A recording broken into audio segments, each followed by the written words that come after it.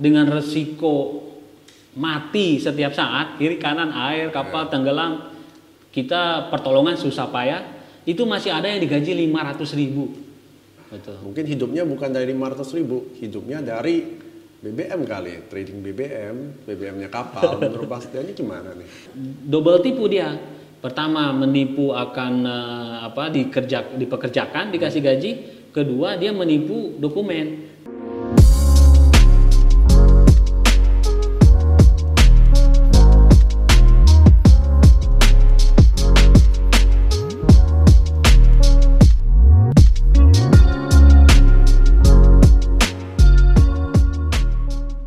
Hari ini kita kedatangan YouTuber nih, YouTuber Bas Denny namanya ya, di channel Daily Pelaut.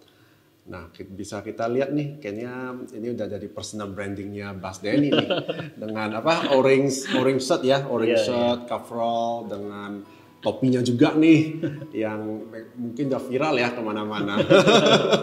Ini sebetulnya baju kerja aja. Baju kerja ya. Baju kerja. Tapi itulah jadi personal brandingnya Bas Denny kan. Yeah. Ke webinar kalau nggak salah ya, saya lihat juga pakainya juga baju ini. Memang dia jadi satu khas lah. Yeah. Bandara pun saya masih pakai nih. Bandara aja masih pakai ya? Karena masih ngeplong di bandara kan. Di rumah pakai nggak nih? Kalau di rumah nggak. Oh di rumah nggak beda. Ya, jadi selamat datang Bas Denny di acara Kapal Aku TV. Yeah. Mungkin dari pemirsa ingin lebih tahu nih, kenapa Bas Denny membuat YouTube selain dari pelaut ya? Sebelumnya saya terima kasih dulu udah diundang ke sini. Saya begitu datang di depan tuh udah minder aja gitu.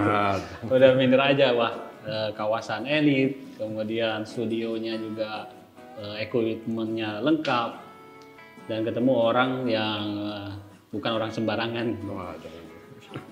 Oke, kalau untuk alasan, sebetulnya motif utama saya bikin YouTube itu lebih ke ingin memberikan pencerahan gitu ya, pencerahan buat teman-teman pelaut, karena selama ini kurang banget informasi untuk pelaut, terutama masalah dunia persilatan pelaut lah. Awalnya sih saya cuma eksis gitu, narsis di media sosial, di Facebook, Instagram, kemudian kesini mulai ada WA gitu ya kan. Nah, banyak dari teman-teman minta informasi, minta pencerahan tentang dunia kita lewat WA. Nah, tetapi kesini semakin banyak, akhirnya saya kewalahan gitu. Akhirnya saya pikir bagaimana caranya, dan pertanyaan itu kan kadang-kadang sama gitu. Saya harus memberikan jawaban yang sama. Akhirnya saya terpikir ya udahlah, kita bikin video, lalu kita upload di YouTube, dan setelah itu kan kita tinggal ngasih link. Oke, kamu cari informasi ini linknya. Istilahnya tonton aja dulu, nanti kalau misalnya masih ada pertanyaan, wapri saya lagi gitu. Dan dari situ nggak ada tuh yang wapri lagi. Iya. Tadi kamu berjalan berarti ya. Jadi setelah lihat video saya mungkin udah dianggap lengkap, dan di situ juga ya kita udah memang berusaha informasi apa yang kira-kira teman-teman pelaut inginkan udah kita coba uploadkan gitu. Salah satu yang menonton juga saya tuh. Sebenarnya juga saya nggak tahu tentang kapal ya, tentang kapal, mesin kapal, karena saya sendiri kan bukan pelaut nih. Betul. Akhirnya saya ceknya di YouTube, ada apa nih Daily Pelaut. Saya ngeklik, udah dari sana ya saya belajar pelan-pelan lah tentang kapal itu gimana. Jadi ya memang bermanfaat banget ya sekarang ya, apalagi zaman sosmed gitu ya. Betul. Di YouTube itu ya gimana ya, memberikan banyak manfaat lah ke kita. Betul. Tapi kalau ngomong tentang manfaat ya, mungkin kita pasti YouTube ujung-ujungnya AdSense lah, pasti kan. Saya nggak tahu nih kalau dari Daily Pelaut tuh AdSense-nya ada berapa sih sebulan? Kalau untuk AdSense sebetulnya belum ada apa-apanya lah, apalagi dibandingkan dengan apa yang kita dapatkan di kapal ya. Yang lebih bagi saya yang lebih terasa itu feedback dari perasaan aja. Jadi setelah kita adalah ungkapan bahwa berbagi itu indah. Nah, buat saya keindahannya itu sudah saya dapat gitu dari berbagi ini. Apalagi ketika teman-teman banyak yang kembali komen atau wapri atau inbox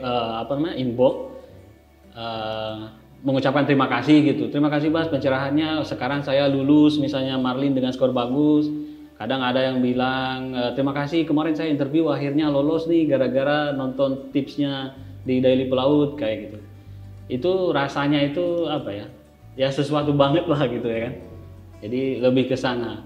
Ya meskipun tambah kebahagiaan ketika AdSense udah cair tentu saja gitu. Udah cair belum nih, Mas? Ya alhamdulillah per bulan sekarang udah mulai cair. Oh, oke. Tetapi ini juga AdSense ya sekali lagi kalau nilainya nggak ada apa-apanya lah.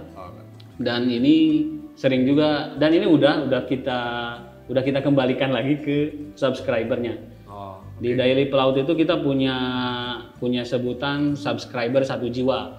Jadi AdSense yang kita dapat sudah saya sering juga sampaikan bahwa AdSense yang kita dapat akan kita kembalikan kembali ke subscriber 1 jiwa dalam bentuk giveaway. Kita ada merchandise kayak apa namanya, masker lah, kaos lah kayak gitu, kita kirim-kirim ke teman-teman. Oke. Berarti sekarang gaji Mas Denny itu lebih gede ya dari AdSense atau sebaliknya nih? Tentu saja AdSense nggak ada apa-apanya lah. Ada apa-apanya ya? Pokoknya udah cybernya udah lumayan. Ini buka-bukaan aja ya. AdSense itu kan kalau untuk pelaut pemula seperti saya itu kan cair $100 ya. Kalau sudah mencapai $100, ya itu bisa per 2 bulan, per 3 bulan selama belum 100 ya belum dikasih kan. Ya saya paling baru dapet per 2 bulan, per 3 bulan baru cair 100 itu. Nah sekarang karena subscriber udah mulai naik, ya alhamdulillah bisa 1 bulan sekali. Gitu aja. Jadi nggak seperti Atta Halilintar atau Raffi Ahmad, mungkin ke depan. Mudah-mudahan ya ke depannya Raffi Ahmadnya pelaut ya. Betul. Mungkin saya jadi setelah datang ke sini jadi terinspirasi bikin podcast gitu. Kenapa nggak kita collab aja nanti kan? Mudah-mudahan nanti saya bisa menuntut ilmunya di sini lah. Bagaimana caranya menginterview. Gitu. Jadi setelah mungkin ke depan ini apakah akan tetap jadi YouTuber atau pelaut atau gimana nih? Saya sebetulnya agak risih juga kalau dibilang YouTuber ya. Karena YouTuber sendiri kan deskripsinya tuh bagaimana gitu kan. Mungkin orang punya video di YouTube atau seperti apa. Bagi saya jelas ya mungkin 5 tahun ke depan saya masih pelaut lah gitu. Kalau YouTube ini kan saya cuma ingin berusaha memberikan informasi aja kepada teman-teman tentang apa yang saya rasain, apa yang saya butuhkan waktu itu gitu. Makanya kita bikin channelnya namanya Daily Pelaut. Jadi keseharian kita aja gitu, apa yang kita lakukan, aktivitas di kapal, aktivitas ketika kita ngurus dokumen, sertifikat gitu. Kemudian aktivitas ketika kita ke Sabandar, stempel buku pelaut dan sebagainya. Mas Denny, kenapa memilih pelaut dibanding profesi lain? Sebetulnya keluarga saya tuh nggak ada yang pelaut, bahkan tetangga saya pun nggak ada yang pelaut. Gitu. Dan tadinya juga saya masuk ke sekolah pelayaran, keluar dari sekolah pelayaran itu tadinya cenderungnya ingin bekerja di kantor gitu. Ya minimal mungkin bisa melamar di Departemen Perhubungan atau di pokoknya kantor-kantor lah. Gitu. Tetapi karena di sekolah pelayaran itu kan kita ada prola ya, praktek selama 1 tahun, kemudian setelah keluar ijazah akhirnya kita coba melamar sudah jadi perwira di kapal. Nah saya rasa ternyata yang selama ini orang pikirkan bahwa pelaut itu habis waktunya di tempat kerja di kapal, kemudian sedikit waktu untuk keluarga gitu ya kan. Nah bagi saya justru kebalikannya. Saya ketika pulang dari kapal justru mendapatkan banyak waktu untuk keluarga. Karena karena setelah kita off atau sign off dari kapal itu kita tuh kayak free gitu. Mau jadi 24 jam dalam sehari, 7 hari dalam seminggu itu benar-benar buat keluarga. Seluruh rengkap aktivitas keluarga dari bangun sampai tidur lagi itu kita bisa bareng-bareng sama keluarga. Tapi kerjanya kan di Timur Tengah kan? Nah itu juga. Kalau kerjaan Timur Tengah kan berarti jauh dong sama keluarga, nggak kerja di Indonesia aja. Nah itu juga sebetulnya ini persepsi juga. Jadi bukan berarti kalau kita bekerja di kapal Indonesia atau trade areanya di dalam negeri kemudian menjadikan kita lebih dekat dengan keluarga gitu.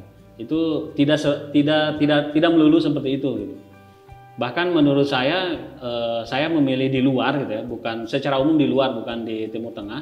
Justru kita lebih banyak waktu mendekatkan diri dengan keluarga.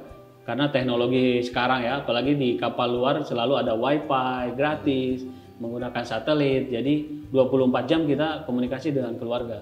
Bahkan video call di kamar saya itu udah dipasang kayak CCTV aja. Saya datang dari engine room ke kamar, saya hi, itu anak saya lagi ngapain, saya lihat gitu.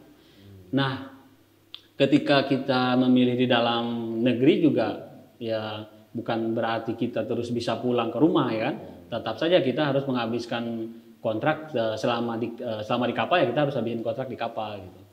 Meskipun misalnya kapal berada di Jakarta, misalnya saya bisa pulang ke rumah, itu menurut saya tetap aja kita nggak tenang, harus ninggalin tanggung jawab seharusnya kita di kapal karena terkait dengan kewajiban giliran jaga gitu.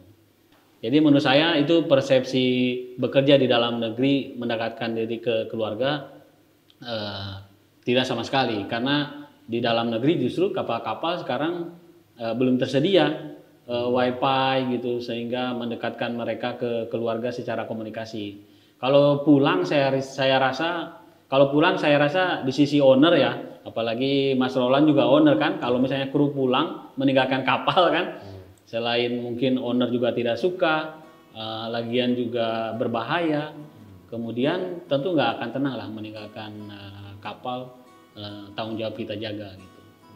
Jadi kalau Bas Denny keluar, maksudnya on hire nih ke Timur Tengah, apakah tenang nih keluarga? Kan kata kalau nggak salah, mohon maaf ya, bukan apa sih, saya sering denger nih kalau pelaut yang kerja di luar negeri itu suka jajan. Mungkin tahu kan jajan itu apa?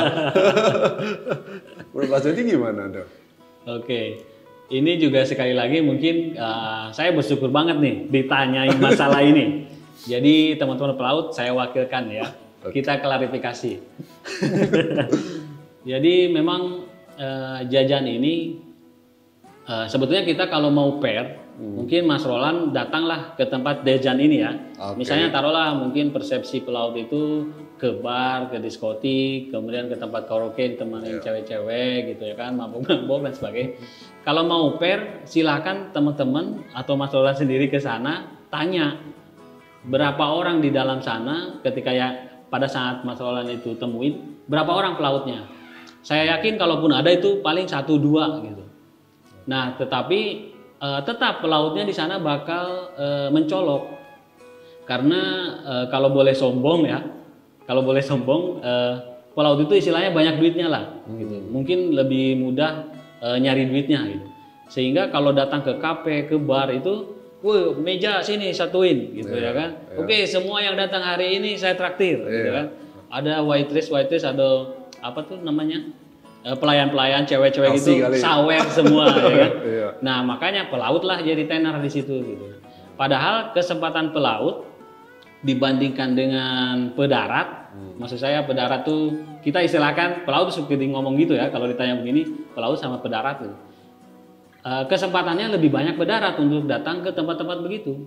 Karena kalau pelaut kan datang cuma sesekali aja kalau kapalnya sandar. Kalau nggak sandar, dia lagi di jalan kan sama sekali nggak bisa ke tempat-tempat seperti ini gitu. Jadi ya sekali lagi itulah yang menyebabkan kenapa pelaut persepsinya gitu, karena dia sombong aja ketika di ruangan itu gitu. Jadi terlihatnya banyak pelaut gitu. Aslinya di kapal yang soleh banyak gitu, yang setia apalagi gitu. Dan memang disayangkan beberapa tahun lalu lah, tapi ini setelah beberapa tahun ini saya sering mengkampanyekan pada teman-teman pelaut stop untuk posting atau menyampaikan di media sosial tentang hal-hal yang buruk ini gitu. Walau tahun-tahun lama lah dulu kita sering melihat pelaut mabok-mabokan di atas kapal, wah minuman banyak. Mungkin tahun ini Mas Roland tidak akan menemuinya karena kita udah campaign stop yang begini gitu bagi pelaut. Jadi kalau mau membanggakan diri sebagai pelaut jangan posting hal negatif seperti itu. Pertama, kita ingin citra pelaut membaik lagi, kemudian kasihan keluarga. Yang paling khawatir justru keluarga gitu kalau melihat tampilan post-post di media sosial dari para pelaut yang seperti itu. Mungkin Kalau gitu. itu mungkin nanti off air ya kita ngomong lagi nih. Oke. Ini debatnya akan panjang nih kalau soal jajan. Oke, kita tadi udah clear ya masalah jajan nih. Sekarang kita mau masalah gaji nih, gaji pelaut. Gaji pelaut, kenapa Mas Denny suka kerja di luar negeri? Kayaknya mungkin gajinya ini, gaji pelaut di luar negeri atau di Timur Tengah ya sekarang ya. Dibanding dengan gaji di Indonesia ini, kira-kira gimana nih perbandingannya? Kalau harus dibandingkan, saya rasa tidak seimbang ya. Tidak seimbang. Tidak seimbang sama sekali. Karena jelas kalau dikali lipatkan itu bisa 5 kali lipat, 10 kali lipat antara Luar negeri? Ya, di luar negeri. Di luar negeri. Karena kita itu sebetulnya apa-apa tentang pelaut mulai dari dokumen, pendidikan, cara perekrutan itu udah standar internasional gitu. Dan IMO sebagai organisasi maritim dunia, kemudian ada ILO sudah memberikan standar gaji itu gitu. Dan memang ya sebesar itu gitu. Nah, cuma di Indonesia belum mengikuti aturan ini gitu. Bahkan saya rasa belum ada aturannya. Dan kabarnya tadi saya dapat telepon dari teman-teman bahwa tentang gaji ini Indonesia sedang aktivis pelaut Indonesia sedang berupaya untuk membicarakan standarisasi gaji untuk Indonesia. Mungkin Mas Roland nanti krunya di atas kapalnya siap-siap gitu. Siap Mas. Oke, Tapi saya yakin kapalnya Mas Roland sudah standar lah gajinya. Siap. Nanti saya cek teman-teman yang di PT apa? Waduh, dicek ya. Siap dicek ini. Ya, dicek nanti. Karena langsung pasti subscriber Daily Pelaut nanti langsung kepoin ya, Mas Roland. Ini ada di sini nih. Ini tadi saya bilang ke Mas Roland ini kok saya sering lihat gitu majalahnya. Ternyata memang bukan majalah beliau, tapi ini majalah inspiratif dan di sini ada menyampaikan tentang kisah inspiratifnya Mas Roland ya. Betul. Jadi kita itu guys sedang berbicara bukan dengan sembarang orang ini. Jadi teman-teman nanti kepoin ada kapalnya ada berapa, perusahaannya apa. Nanti kita bisa send-CV lah kepada beliau ini. Tersedia di Gramedia. Ya, ini majalahnya di Gramedia. Kita bukan endorse majalahnya ya. Iya. Bukan. Endorse kapal akunya ya. Siap, Bas. Menyambung tadi Bas Denny ngomong bahwa gaji di luar negeri atau di Timur Tengah itu kan 8-10 kali lipat dibanding gaji di Indonesia ya. Nah, boleh tahu nggak kira-kira range-nya itu mungkin gaji Timur Tengah berapa untuk perwira? Oke, baik. Terima kasih pertanyaannya. Ya. Mudah-mudahan apa yang saya sampaikan sekali lagi mewakili teman-teman pelaut, khususnya subscriber Daily Pelaut tentang gaji ini ya. Nanti kalau salah mohon dikoreksi ya di komen ya. Oke, jadi untuk gaji, kalau mungkin untuk Roland sendiri, kalau di darat orang darat itu tabu ya memberikan nominal gaji berapa gitu. Tapi di pelaut di dunia persilatan kita gaji itu memang udah biasa gitu. Jadi kalau ditanya gaji kita kasih dapat berapa segel dan gitu kan istilahnya itu. Oke, 2 segel, 3 segel gitu. Jadi biasa. Nah, di sini pun saya ingin nyampaikan kalau di Timur Tengah sendiri range-nya itu khususnya di tempat saya kerja memang tergantung dari kapal, kemudian operasinya kapal itu seperti apa, kesibukannya, karena mungkin jadi tergantung dengan seberapa kita performanya dibayar untuk itu. Jadi kalau setahu saya kita ada punya crew boat, work boat, AHTS, kemudian check up. Nah untuk yang paling kecil, kapalnya kecil, ranknya itu untuk officer minimal di 250 per day.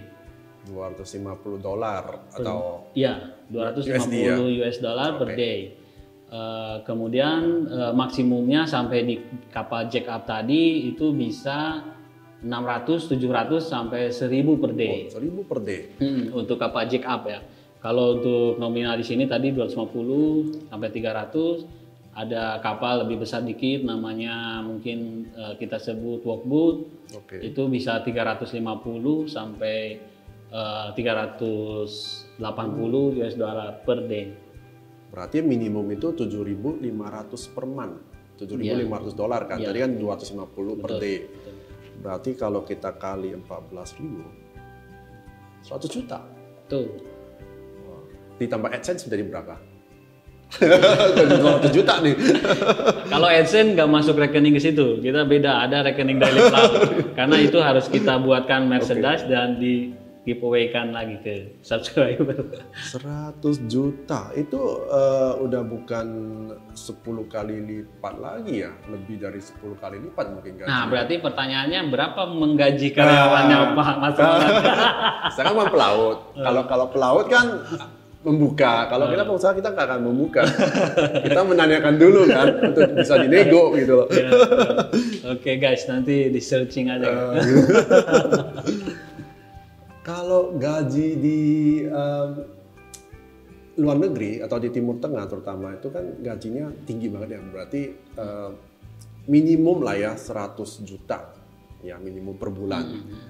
Nah, kenapa orang-orang Indonesia nggak ke Timur Tengah aja gitu loh?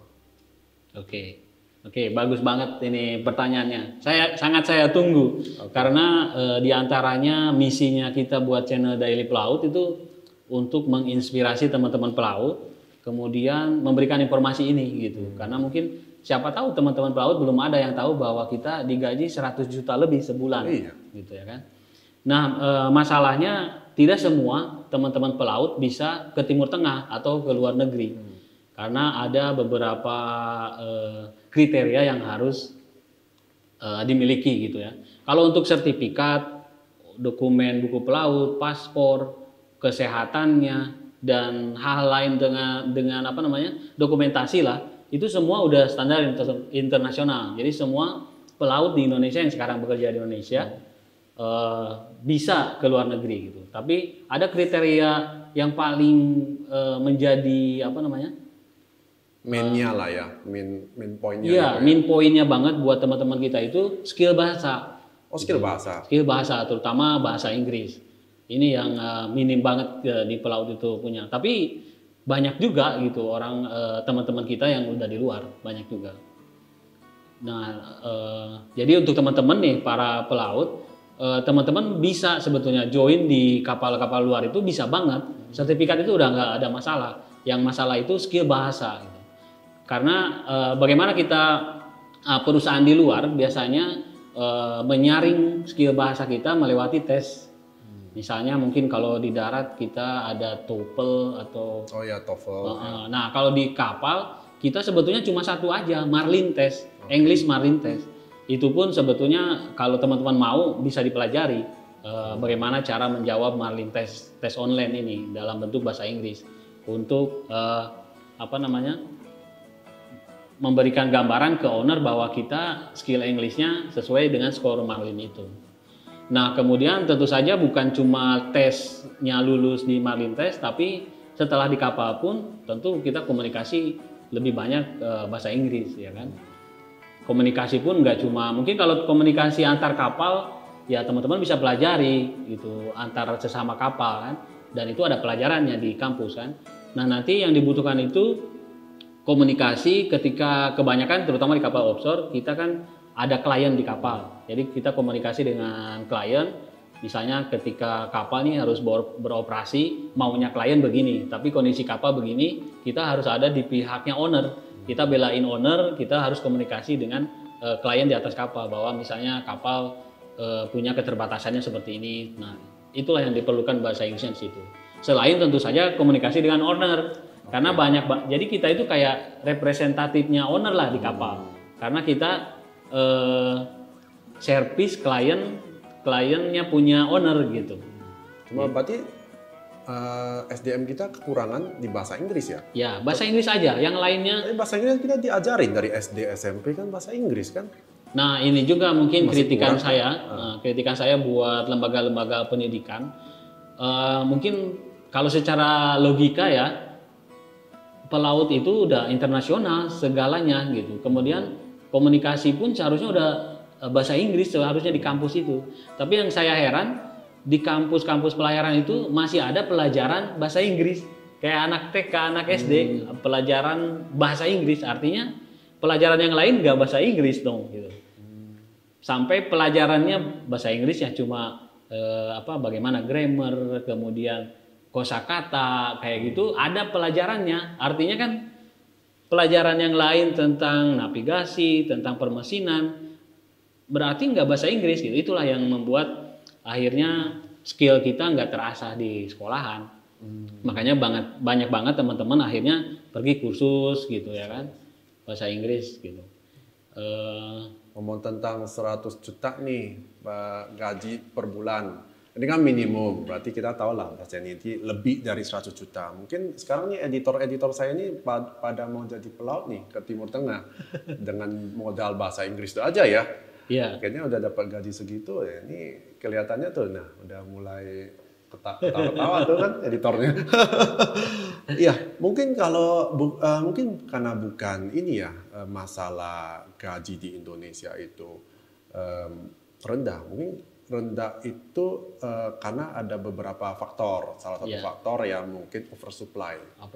Apakah menurut Pak Cedi karena oversupply? Jadi terima deh pelaut di Indonesia itu yang penting ada makan aja, bukan naik bekerja. Gitu. Betul.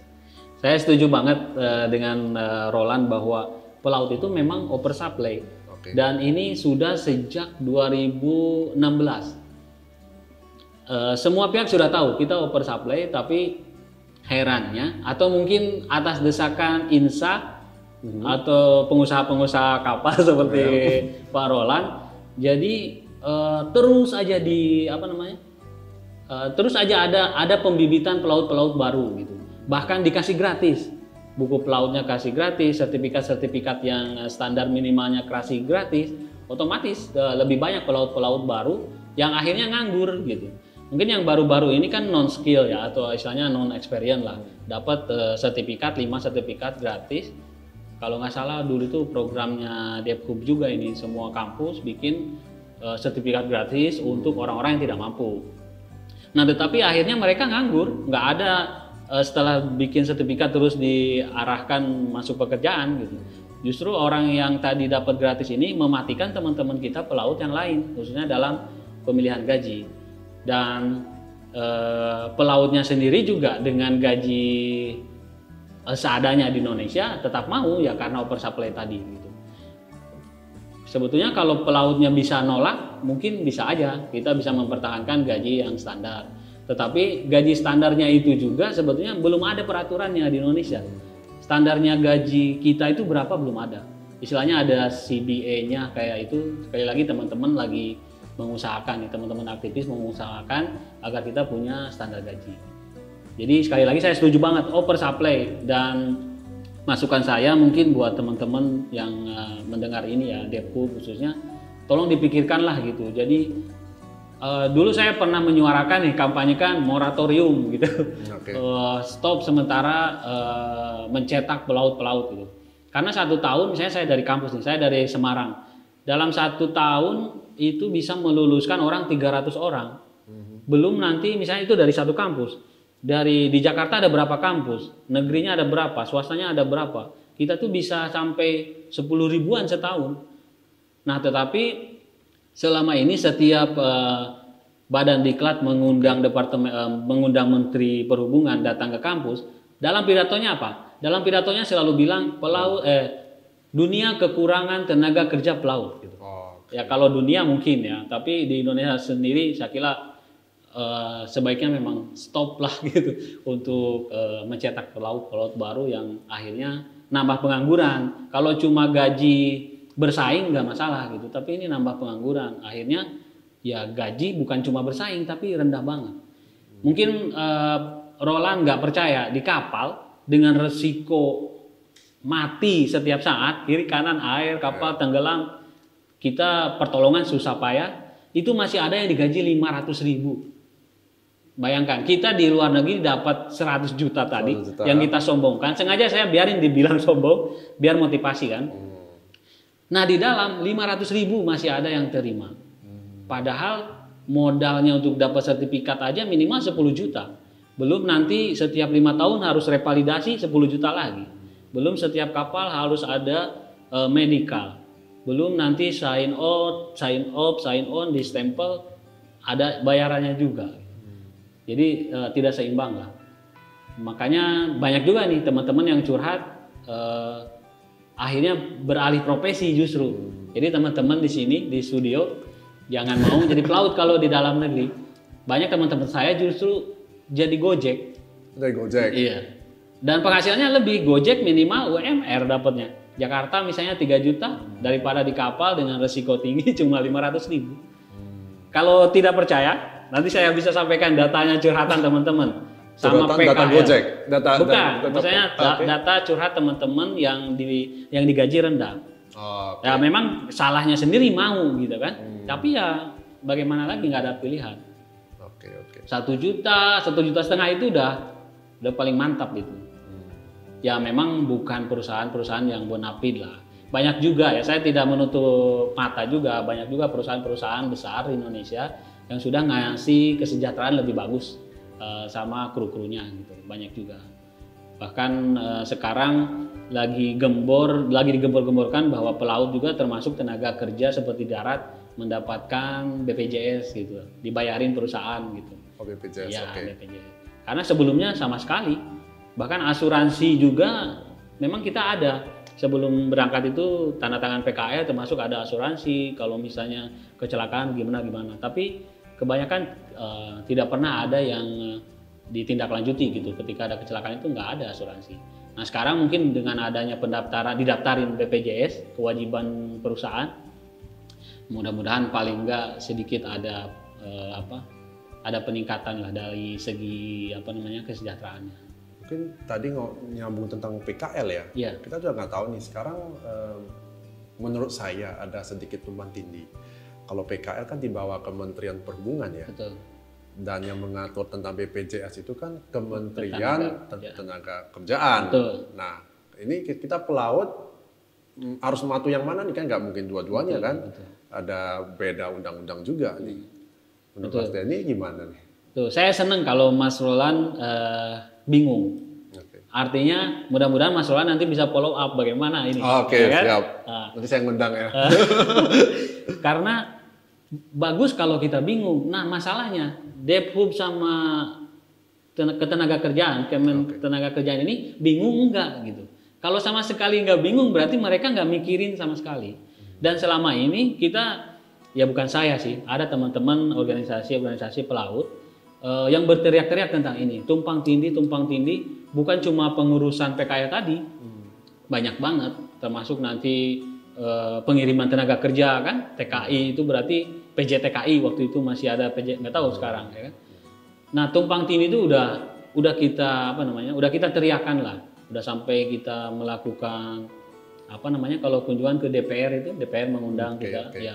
Tapi sampai sekarang belum ada kabar beritanya, kabar baiknya seperti apa. Dan mudah-mudahan sekali lagi bingung seperti Mas Roland, biar mereka ikut mikir gitu. Menurut Mas Denny baiknya di kementerian mana nih? Kementerian Perhubungan atau Tenaga Kerja? Dan sebetulnya kebingungan ini juga di seluruh dunia sama. Jadi pelaut itu tetap di Kemenhub. Nah, tetapi ya itu tadi ada hal-hal yang di Kemenaker gitu. Kalau menurut saya, kalau mau di satu badan sekalian bikin badan baru yang khusus kayak misalnya PJTKI, khusus untuk TKI ya, bikin baru badan untuk pelaut misalnya.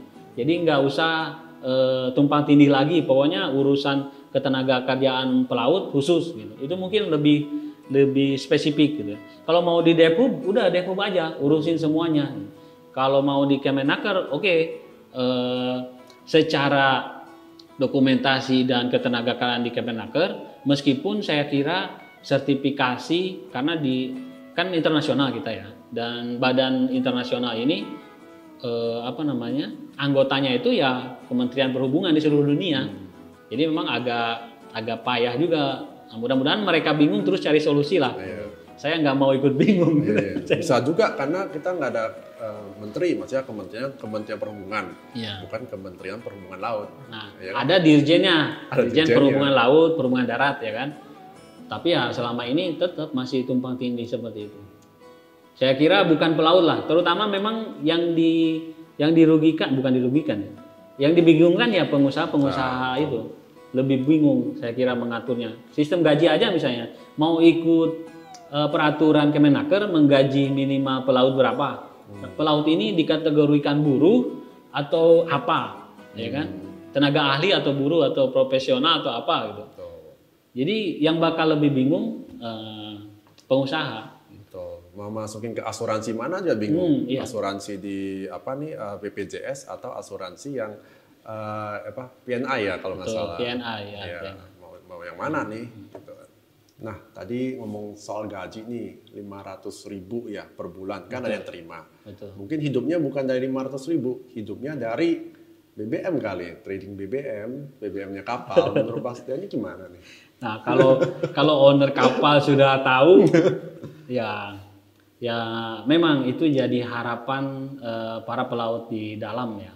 Karena mereka selalu ada pertanyaan gini, gajinya berapa Dan? Gajinya cuma 5 segel misalnya. Tapi kencang. Nah itu jadi harapan mereka. Tapi ini jelas di mana ada peluang bisnis, ada apa namanya? Tadi apa dia istilahnya tuh? Ada trading BBM.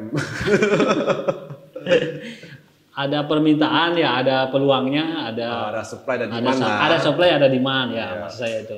Ada supply, ada demand. Dan mungkin saya kira itu jadi rahasia umum sudah gitu di dalam itu. Tapi bukan rahasia lagi, owner tahu. Ya, owner tahu dan saya yakin owner tahu terus diam aja juga jadi pertanyaan ya kan. Apakah mungkin ada kewajiban owner memberikan kesempatan atau memang ya sekarang gini aja dipikirin owner yang menggaji pelaut 500.000 kan kayaknya nggak wajar banget. Terus si kru akan merasa wajar dong kita cari tambah-tambahan yang lain gitu, termasuk ngambilin sesuatu yang punya owner gitu. Nah sebetulnya secara umum di Indonesia gajinya memang tidak seperti di luar. Sebetulnya itu karena ada tambahan juga yang lain ya, selain tadi yang disampaikan masalah kita sebutnya itu kencing. Nah, gitu. Selain kencing itu saya mohon maaf nih sama pelaut tidak bisa merahasiakan ini karena ownernya aja udah tahu ya kan. Jadi selain kencing sebetulnya di Indonesia ada tambahan lain. Biasa kita mendapatkan itu dari sisa bahan bakar tadi ya kan, itu sisa bahan bakar yang kita jual.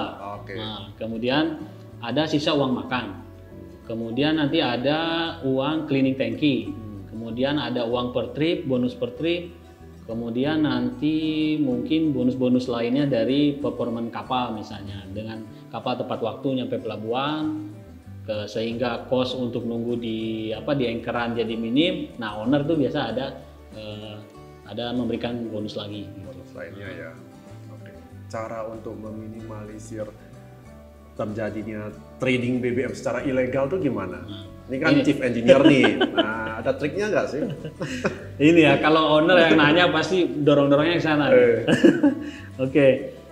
Saya kira pertama tadi itu tadi berikan kesejahteraan yang sesejahtera ke kru gitu. Ke kru. Ya, jadi kru tidak akan mencari hal-hal lain gitu ya kan. Karena pada dasarnya ketika kita harus menjual bukan haknya, ya kita nervous juga gitu ya kan. Berarti selama ada demand, berarti siapa nih penampungnya nih? Ya, jadi kemudian supply dan demand. Jadi selama ada penampungnya, ya ini akan terus berjalan. Bahkan bagi owner nih, masukan saya harus bukan dicurigai, tapi diwaspadai krunya sendiri atau stafnya sendiri di kantor. Bisa jadi di situ ada tanda petik bersama-sama secara berjamaah gitu ya kan. Jadi mungkin perlu ada pengawasan. Bahkan di kapal-kapal tertentu misalnya di Pertamina saya perhatikan teman-teman cerita ada CCTV. CCTV menuju ke arah di mana area yang biasa dilakukannya bisnis tersebut. Kemudian selanjutnya owner mungkin sudah saatnya dan saya kira perusahaan-perusahaan lain sudah mulai merekrut atau mengadopsi pelaut itu sendiri jadi staf di kantor, jadi tim pengawas. Tentu selain port engineer, port captain, ada tim khusus misalnya selain crewing ya. Crewing kan mungkin owner butuh crewing yang tahu tentang dokumentasi yang diperlukan tentang kepelautannya, gitu, tentang dokumen pribadi pelaut. Nah, ada mungkin tim divisi pengawasnya yang memberikan logistik ke kapal. Gitu. Tim Nah, DPA juga sekarang ya. Nah, DPA ada DPA ya kan. Itu mungkin itu udah kewajiban kan. Harus ada kelas berapanya di kantor, harus ada DPA, harus ada port captain, superintendent. Nah, mungkin teman-teman ini yang harus tanda petik di apa? Ya, diberi pemahaman lah atau disejahterakan, itu yang paling solusi termantap. Karena pada dasarnya orang kalau sudah cukup pasti dia akan loyal gitu. Hari ini saya ada beberapa istilah sih yang kita klarifikasi. Yang pertama jajan, kedua ya. kencing, ketiga apa? Segel. Berapa segel tadi? Berapa segel? Ya, segel itu 1.000 lah, kalau dolar tuh 1.000 ya. Oh, 1.000 dolar. Oh, satu segel. Ya, satu segel ini berasal dari panjangnya chain anchor. Nah, satu segel chain anchor itu kalau nggak salah, koreksi ya teman-teman, 27,5 meter. Satu segel. Jadi kalau kita drop anchor, laporannya udah berapa segel? 1 segel, 2 segel, 3 segel. Jadi 2 segel berarti 2 kali 27,5 meter.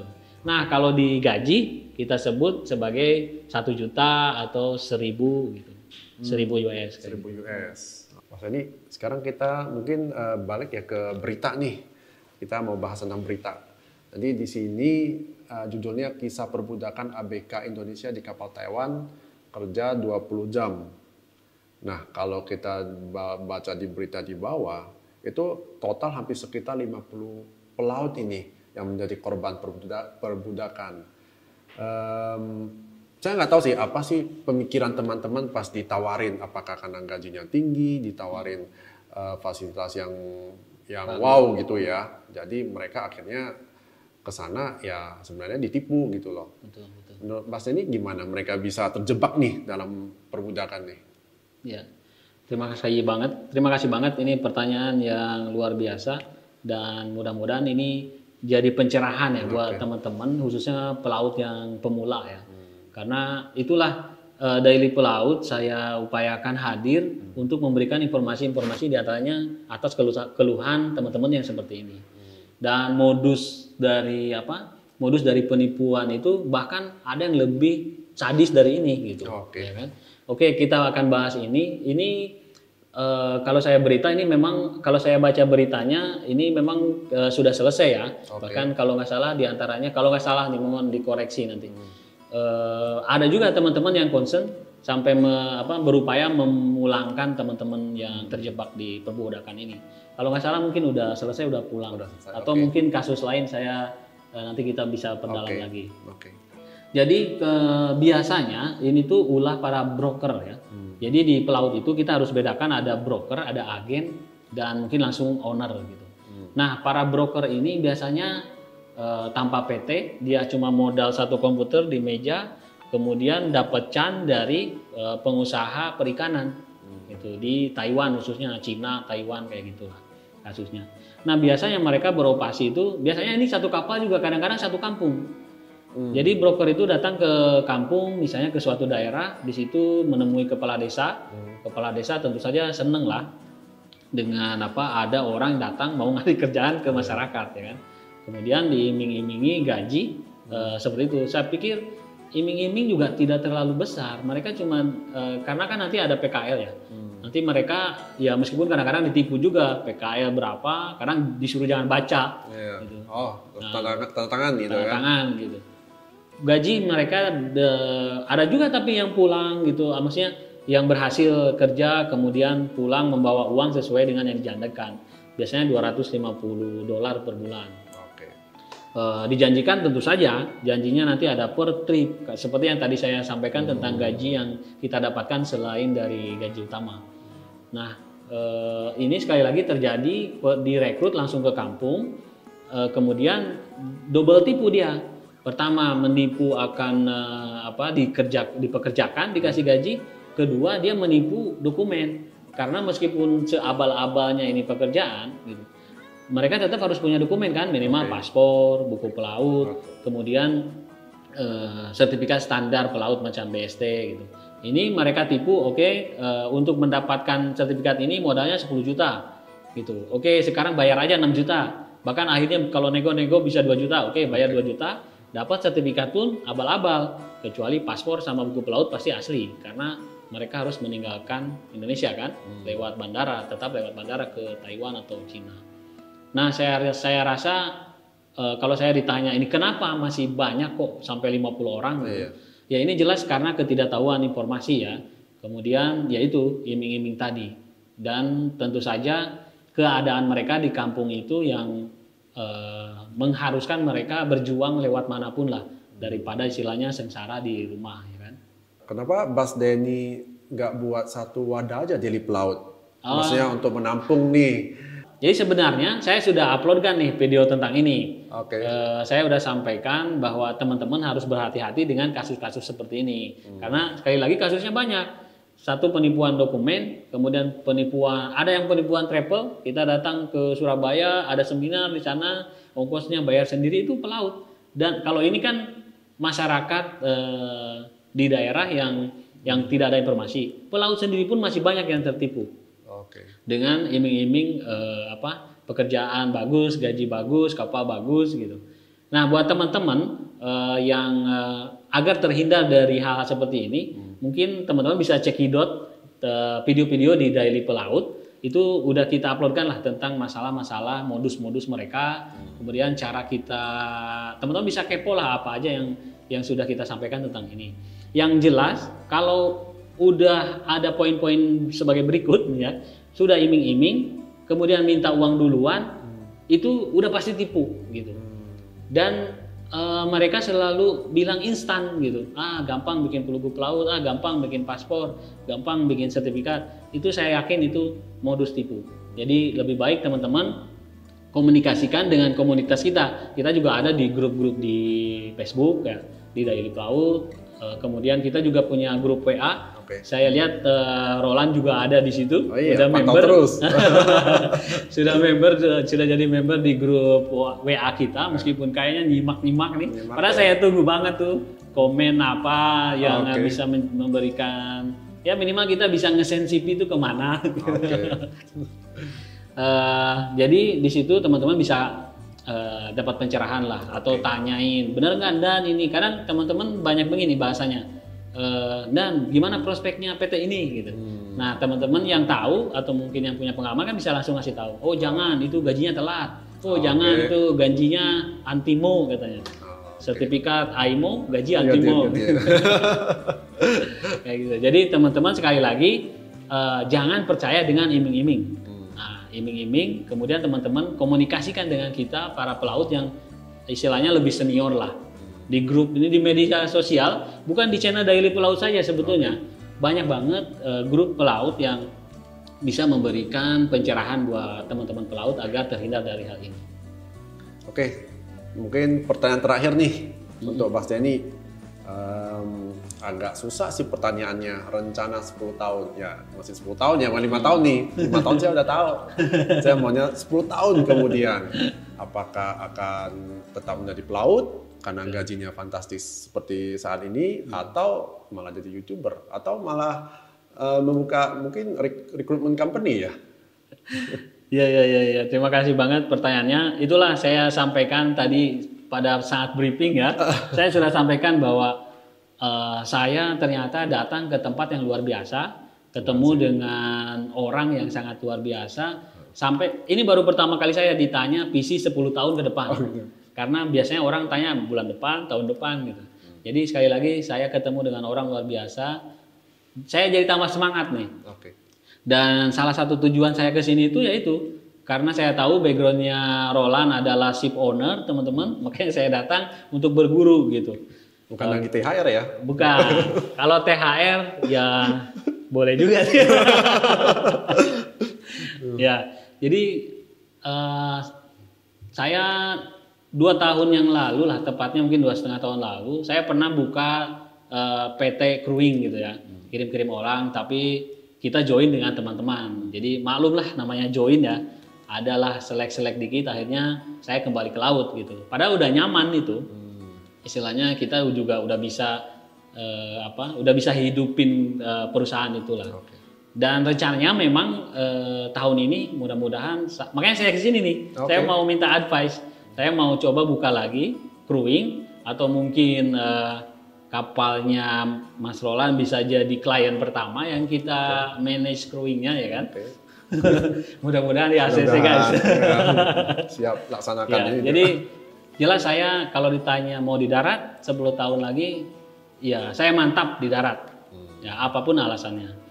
Memang kalau dipikir dan banyak banget referensi bagi saya, termasuk yang gantiin saya kemarin. Kalau teman-teman mungkin kalau cekidot video yang terakhir tuh saya handover dengan seorang namanya Bas Butar-Butar, dia udah 66 tahun kalau nggak salah, ya kan? Artinya enjoy kan, setelah hari tua pun tetap enjoy, bisa ke kapal 3 bulan di kapal, 3 bulan di rumah gitu.